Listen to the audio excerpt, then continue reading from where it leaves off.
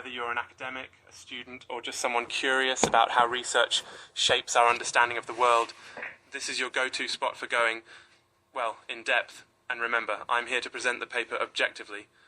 What you take from it is for you to figure out. Academia is about exploring, not accepting things as absolute truth.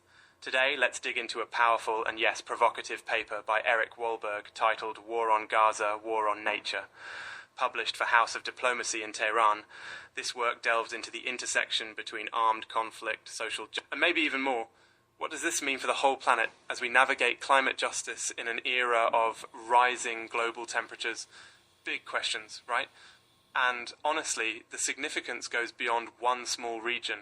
It's about how war, politics, and the environment are so tangled up that you can't really talk about one without running headfirst into the others. Let me walk you through some key findings and arguments. And again, I'm sharing these neutrally. It's up to you, the listener, to weigh them. First, the paper highlights that the Eastern Mediterranean, think Israel and Palestine, is one of the most climate vulnerable places on Earth. Since 1950, average temperatures there have risen even more than the world average. That's already worrying. And with forecasts predicting even hotter decades ahead, it sets a pretty dire stage for both people and nature. But, and here's where the paper gets sharp, Wahlberg points out that despite most Middle East countries signing the Paris Climate Accords, their climate commitments haven't been met. Think oil production ramping up, not down, and in a moment that's both ironic and kind of mind-boggling, the UAE put its state oil company CEO in charge of a global climate conference. That contrast isn't unique to the Middle East either. According to Wahlberg, Western nations, especially the US, talk like they're leading on climate, while simultaneously ramping up oil and gas production. Why does this matter? Well, because, as the argument goes, hypocrisy on environmental action mirrors hypocrisy on addressing the conflict in Gaza. There are peace talks, but also arms sales, promises on climate, but also fossil fuel expansion. Wahlberg draws a line between global fossil capitalism, support for Israel, and suppression of Palestinians, saying you can't disentangle the struggle for climate justice from the push for Palestinian liberation. Now, let's pause.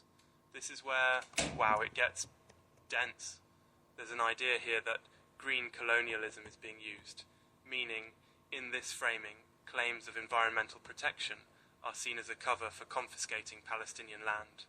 For example, forests planted over raised villages after 1948 are described as green graves. These European pines, which actually increase wildfire risk, are said to erase not just people, but their ecological heritage. Quick sidebar, has anyone else noticed, how trees can become almost characters in a story? I mean, now I'm thinking about the olive trees in my grandmother's garden. But that's neither here nor there. Let's get back to Wahlberg's arguments. There's also a serious focus on the devastation in Gaza. Water barely available above survival levels, sanitation systems in ruins, widespread chemical and debris contamination from bombing, and even relentless noise pollution. The destruction of orchards, olive trees, and farms means not just food insecurity, but a loss of cultural roots. The paper argues that these attacks on the land itself, on the environment, are in essence ecocide. And as Wahlberg sees it, the trauma of environmental devastation runs parallel to personal and community trauma for displaced and besieged people.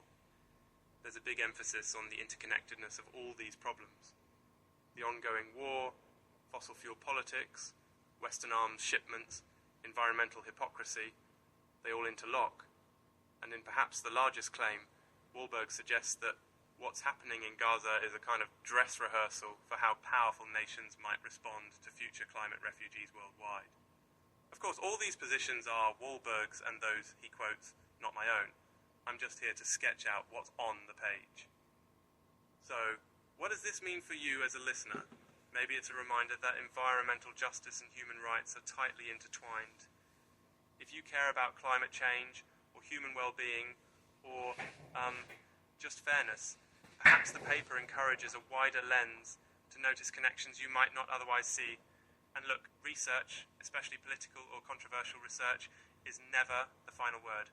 It opens doors, reframes debates, and yeah, sometimes makes us uncomfortable or challenges what we thought we knew. Take from it what feels true to you. As always, thanks for going in depth with me. If you're interested, check out the full paper and let the questions it raises spark your own journey of discovery. I'll be back soon with more research, more questions, and well, probably some more digressions. Until next time, keep asking, keep thinking, and remember, isn't the search for understanding what makes academia, and honestly life itself, so endlessly fascinating?